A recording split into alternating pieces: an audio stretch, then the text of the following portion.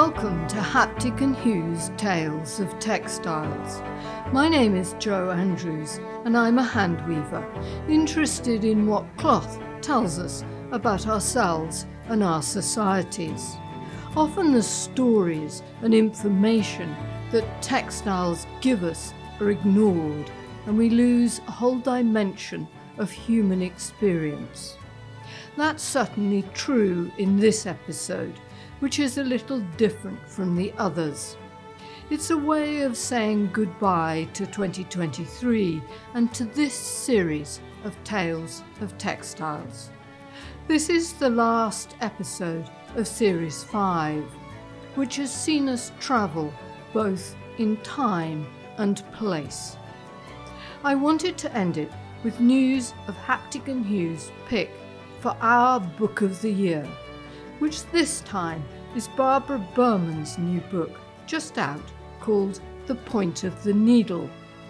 Barbara is a historian, and she's written about textiles in the past and the role they've played in women's lives in the book she co-authored called The Pocket, A Hidden History of Women's Lives. But this book is a much broader one that seeks to shine a light on the extraordinary human endeavour of stitching.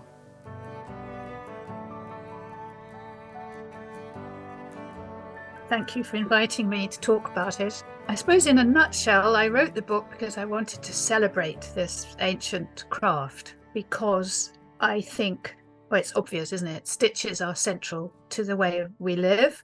I'm just looking at my jeans and my shoes and even car seats and dog beds and all kinds of things. We're dependent on the stitch. There are plenty of how-to books. I mean, this is not one of them. The point of the needle is really about thinking about sewing. And I think that that's how you celebrate something, is to think as deeply as you can about it. And so I wanted to insert it really into serious conversations about making and about the importance of that to human flourishing. I mean, that's where it belongs in a public conversation, I feel. The significance of making, we are in danger of overlooking. So much comes with making, the development of problem solving, and it's very good for mental well-being and so on. So on the list, as long as you're on, of the benefits of doing it. And I'm afraid that we may be losing this respect for making. And I actually open the book with a quote from Glenn Adamson. He says, I totally agree with him, I'm just going to read it. By better understanding the tangible things in our lives, we better understand our fellow humans. So this book is about people. It is about stitching, but it's about people. And I also wanted to have a chance to just spend time listening to people who sew now, what they think, what they feel, and try to develop a picture of sewing in greater depth and try to increase our awareness of the agency that sewing and making and craft generally brings us, and why that is vital and for our flourishing, and also more and more vital given the circumstances in which we find ourselves these days. Barbara spoke to a large number of people for the book, people who sew in different circumstances, places and times, and she says that she discovered that many of them had what she called sewing in the blood. This was one of the things that came out in the stories time and time again, that people were talking to me about sewing, and it was almost as if there's somehow kind of sewing in the blood in some families, right back to the 19th century when seamstresses in the family, including my own, and learning from mothers and aunts and grannies and great grannies and so on. So I was raised in a country vicarage where there was very little money. There was lots to do and lots to learn, and a very enriching environment, but there wasn't a lot of money.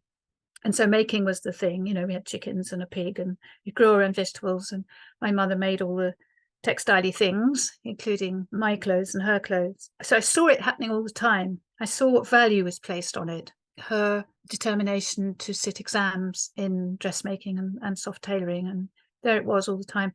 I do say in the book that she's like a seam really that runs through the book, invisible seam really, but I never reached the levels of skill that she did. And I don't want anybody to think that I'm talking about only skilled things mattering. I think botched making is it's just as valuable and often as satisfying having a go at something. At the heart of Barbara's book are two sets of interviews carried out with stitchers 25 years apart. In the 1990s, she set up a project to record the sewing memories of several women from all walks of life. At the time, it didn't meet with great approval from her academic colleagues or her interviewees. Male colleagues, often, not all of them, but a lot, clearly regarded it as, just a bit below par, really. However, my boss did give me the time. He gave me a sabbatical, and I suppose, jumped in. I just found as many elderly women. I wanted the older woman, and I mean old, one was just shy of her 100th birthday. And so they were in their 70s, 80s, 90s, and so on. And they, like my male colleagues, thought this was a bit silly. So what? Who's interested in that? But when I told them it was going to go into an archive, a sound archive, one of them said, "Oh, that's like having my voice in a museum," which I thought was a wonderful take on it. And once, sat down with a cup of tea and they started to talk, they couldn't be stopped. There was so much to say. And they had tremendous recall of, "Oh, this is the dress that my sister made me. And these buttons were self-covered. It was kind of heather colour. And then it had sort of blue, the sleeves are wonderful." So you get this marvellous and rather intriguing to me strength of recall about what they made or what was made for them. And they seem to naturally tell their stories, their autobiographies really, in chapters, about what kind of home they were raised in, what sort of sewing their mother did, what they were taught at school, when they got their first job, what it was like in the Second World War. And so they were, in the end, in a way, natural storytellers, and said, "Oh, when it's on tape, can I send a copy to my family?" So they moved from, it can't be interesting because it's women's work, it's just mine, who knows, it's not interesting, that kind of attitude, to this realization that there was a lot to say, and it had a long trajectory in their lives. 25 years later, during COVID, Barbara repeated the exercise. She sought out as many stitchers as she could, and this time, because she couldn't go to them, she asked them to write down their sewing stories. Overall, one's conclusion has to be that with sewing, there are many, many, many continuities over generations, actually, but there are also there's change. And I found this second tranche, if you like, very interesting. There were more ingenious ways of describing their gender. There was a much greater emphasis on sustainability and environmental issues. I mean, that was not in the conversation at all 25 years ago. The language was a bit different. Mental health was a term that cropped up again and again recently, never used by my earlier group. They did talk about liking to be creative, enjoyment. They talked about the satisfaction. So it was slightly different vocabulary, but I think they're probably getting at the same thing. Using different words for these is kind of inner sense of the value to them of sewing. That was a similarity, but the two groups gave different reasons for why they chose to sew, with the second group showing, unsurprisingly, a much greater awareness of the social injustices that can lie behind commercial textile production.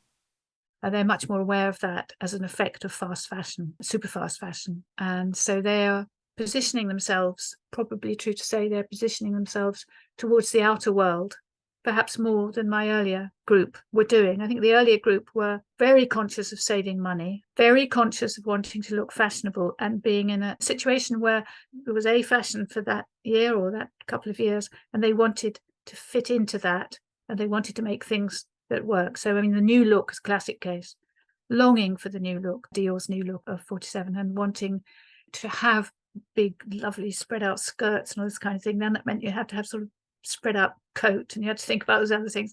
And so they were busy with their sewing machines to enjoy fashion. And if they didn't have a regular sized body, of course, that meant they had to improvise a bit more. The modern stitchers are also using sewing in a much more political way, to make clothes that express their identity, rather than helping them fit in and be fashionable as the older sewers had done.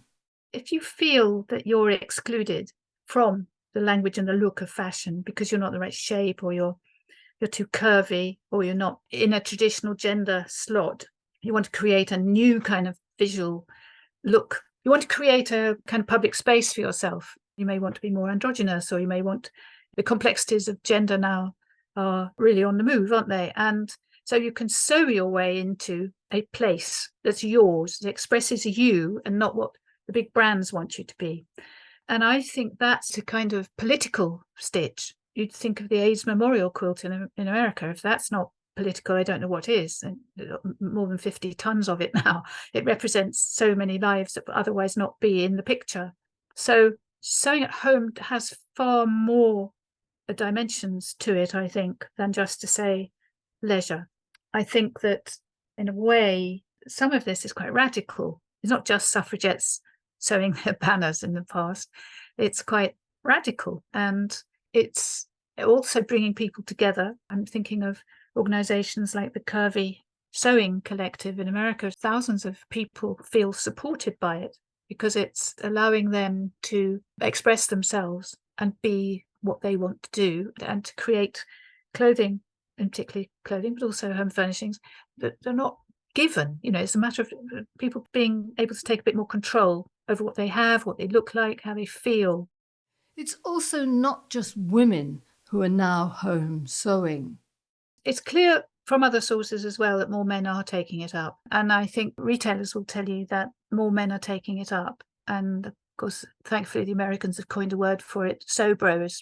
And there are now a significant number of websites that encourage men, and men talking to men about making things, and how they have to, in a way, break through some kind of gender barrier, and to shift this within a sense of certain kinds of masculinities, and put sewing in there as an okay thing to do.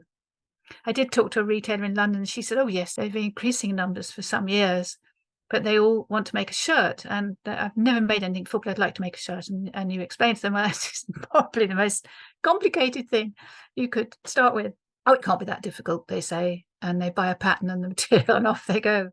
How many men survive the intricate and difficult process of making a shirt, we can only guess. But in the past, the emphasis of domestic sewing was on saving money and thriftiness, being able to have fashions that you couldn't otherwise afford. But Barbara is highlighting an important change. Buying fast fashion is now cheaper than making your own. So people have found new purposes in making for themselves, their friends and families. Barbara also believes that stitching changes our relationship to consumerism, and we develop a greater respect for the 70 million workers, mainly women, who sew for a living. I think the connection is just look at your jeans. Who made them? What did you pay for them? If you spend £20 on a t-shirt, how much of that £20 is the maker getting? Usually disturbingly little. So I think that the making of things at home can bring with it, and often does, according to the women I talk to, the greater awareness of clothing trades, the textile trades, the social justice side of clothing. There's one photograph in the book. It's 2 hands and a button, trying to sew a button on. We know from a recent survey that not many people know how to sew a button on. I think a photograph is, for me, quite symbolic of a major problem, and it's a symbol of our relationship to consumerism generally. Which brings us squarely to one of the great difficulties in thinking about stitching. For one set of people, it brings great joy.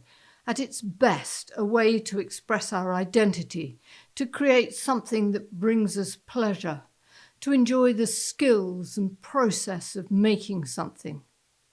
And then for others, employed in the textile industry, it can bring misery, long hours, appalling, unsafe conditions, low pay, modern slavery, and even death. So we buy all this stuff and we wear our new garments, I think 7 or 8 times before they're discarded. They're discarded for numerous reasons. Buttons come off is one reason. Oh, can't wear it. Or people have changed shape, or fashions have changed, or it's just got kind of forgotten about, and the joy of shopping has taken over again, and off we go. So what I find interesting is this renaissance, undoubted renaissance in sewing for yourself, whatever gender you are, and then this undoubted rise in the consumption of fast fashion. Home sewing isn't stopping, it's growing. It grew in COVID, and in COVID it was often a way of people feeling useful because they were making protective items for health workers. And we need to remember that some people really like working in factories. It brings companionship. We mustn't be totally negative about factories, but my goodness, in the clothing trade, clothing industry, it's largely not like that. Some of the big, most familiar labels are paying below the national wage. It happens with big names who are employing people in Eastern Europe, for example. And it happens here in the UK. Leicester's a case in point. So we mustn't think that it's kind of those problems have been sort of exported to the Far East from us. They are here. And getting a grip on that, becoming a thoughtful consumer, I think, is one of the things that sewing yourself can help with. So how does Barbara act as a thoughtful consumer herself? I like buying clothes.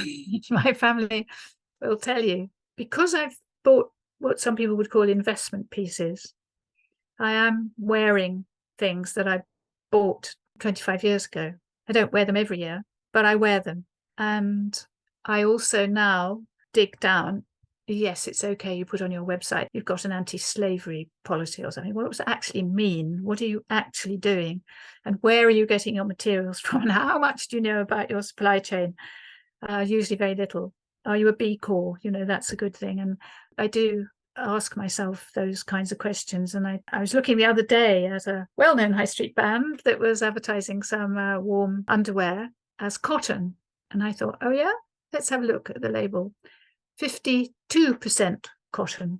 The rest is acrylic and elastane. So you have to teach yourself, really, although there are some websites very, very helpful on all of this. And the idea that acrylic may take 200 years to degrade, it seems to me enormously shocking, some of this. So Barbara's rules are buy investment pieces, look at the label. So what would your top 3 or 4 rules be? Don't buy immediately. Don't rush at it. Think and go back another day, and you'll find that amazing thing you really thought you couldn't live without actually sort of faded slightly into the. And this is not what I'm good at, but it's what I know I should be good at, is to get all my clothes out, a great big huge mountain of them, and give away those that maybe don't fit me anymore or I don't like anymore, and have a sort. But when you love textiles, in the way I do, I just think, that is hard. So I think another top rule would be, apart from thinking twice or thrice before you buy, is to think, well, the next thing I'd buy, is it going to work with something I've already got? What am I aiming for here? And I'm trying to discipline myself so that, in theory, if you looked at my wardrobe, you think she doesn't need any more clothes the rest of her life. In her book, Barbara says, I want to celebrate those who sew and to reinstate their largely untold narrative into what we choose to remember of today and the recent past.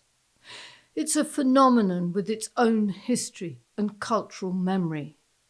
But she adds that however we stitch, it is work that is undervalued or unseen. I suppose it's a bit like the air we breathe. We're not going to talk about that all the time. And we're sitting here in clothes with stitches. Let's get on with life. That sort of absence in our minds, I suppose, is glued to the idea that it's women's work. And women's work, as we know, is overlooked, marginalised, misunderstood, devalued, underpaid, and so on and so forth. Things have changed a bit. But by and large, it's easy to ignore and to label as women's work. So it's marginal. And that seems to be underpinned in a rather, probably quite dangerous way, really, that children are coming out of school without much practical confidence without much practical skill. And I think that is dangerous. It's depriving people of one important element of being human, which is to make. We've got an opposable thumb, two opposable thumbs, in most cases, let's get on with it and use it and celebrate it. I think this not looking at it is also part of the educational problem, is part of a wider problem where we regularly divide brain work from handwork, head work from manual. If you do head work, you're likely to earn more. If you earn what's thought of as manual work, you are likely to earn less. I mean, it's a deep division. It's a social division. It's an economic division. And we are, in that sense, also overlooking the way that the humankind isn't made like that. Your hands are a kind of brain, and children learn so much from making. So I think there are these different forces at work, really, which make it easy to overlook sewing. And it looks easy, doesn't it? A needle and thread. Well, there's nothing to it. Must be easy. So it must be not very valuable or interesting. And into the breach left by the inadequate teaching of subjects at schools that develop handwork has stepped social media and books, enabling adults to catch up what they missed earlier. So there are lots of books about how to sew. There's no doubt that people want that, and a lot of websites, and some of them really good, are stepping in and covering the hole that's left by these decisions made about schooling, and people who may not have had a very good time at school learning to sew are now having a really good time on their Friday night internet sewing group or whatever they've got. And so that side seems to me very positive at the moment. People making use of social media in a big way to share what they're doing, share their makes, put the photos up and so on, as well as really meeting in real life. Barbara understands very well the strong connections with memories and emotions that sewing brings people who enjoy doing this. She's hugely articulate about why this is. One reason is an appreciation for cloth itself. The love of fabric, I think, drives a lot of makers, whether they're quilting or whether they're doing hobby kind of felt work or something, or whether they're doing very high-skilled soft tailoring or something, right across all those different groups of people who sew.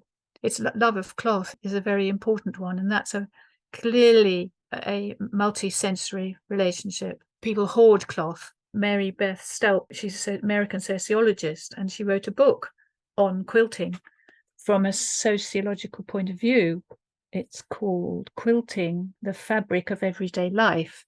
And a lot of American women that she talked to felt slightly guilty. So they used the word hoard or stash, because they're slightly addiction language, but it also because they felt a bit guilty that they were taking time to themselves, away from their families.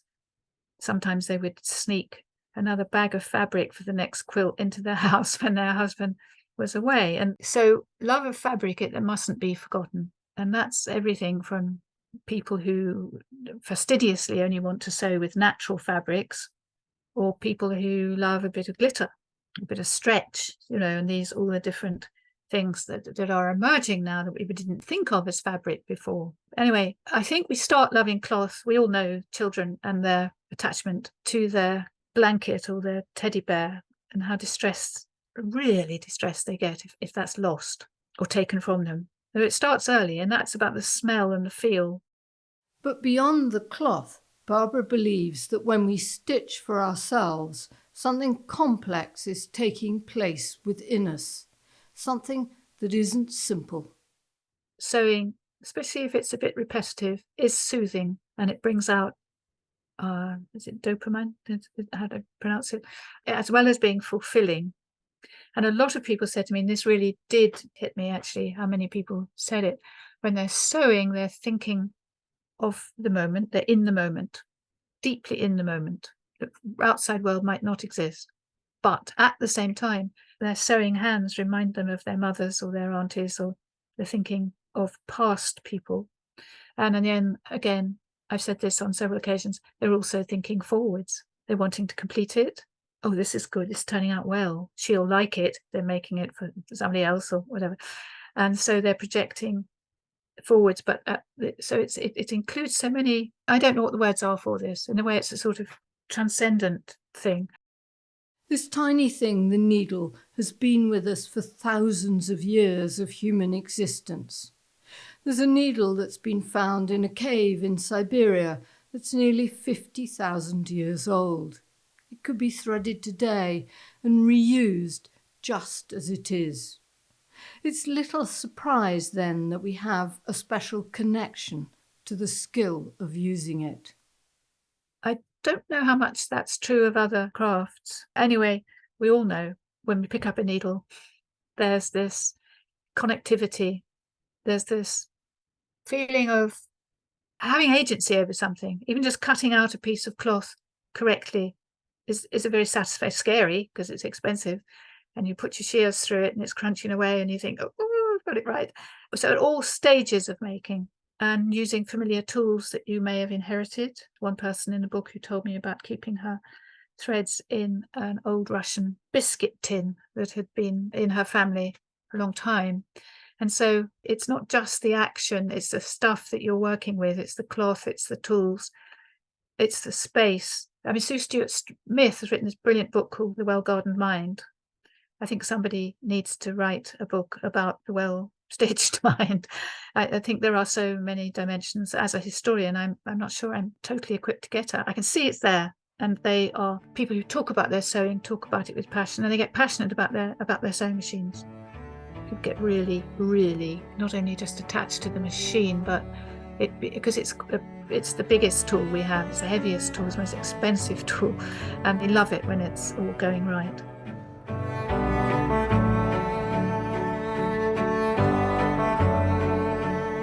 Thank you to Barbara for her time and her insight into stitching. Haptic and Hue is hosted by me, Jo Andrews, and produced and edited by Bill Taylor.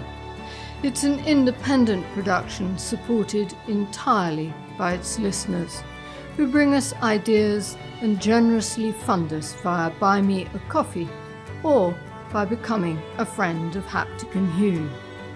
This keeps the podcast independent and free from advertising and sponsorship. It also brings you extra content every month with a separate podcast called Travels with Textiles, hosted by Bill Taylor and me. You can find out more about this episode and friends of Haptic and Hue at www.hapticandhue.com. This is the last episode in Series 5 of Haptic and Hue's Tales of Textiles. We'll be back on the first Thursday of January 2024 with the first episode of Series 6. Until then, we wish you a joyful festive season and a very peaceful new year.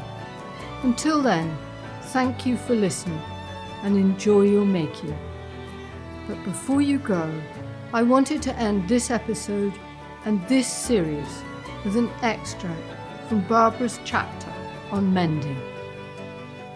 She says, "Mending is hope and optimism, even when it is a chore, because it is for life, not against it. While budget, self-sufficiency, resistance to overconsumption, and environmental sustainability may all come into play when we recycle, darn, or patch, we may also be mustering the means to preserve emotion and memory, to maintain attachments, for instance through saving a much-loved garment that has been part of our life for a long time. Human resilience takes many mental and physical forms.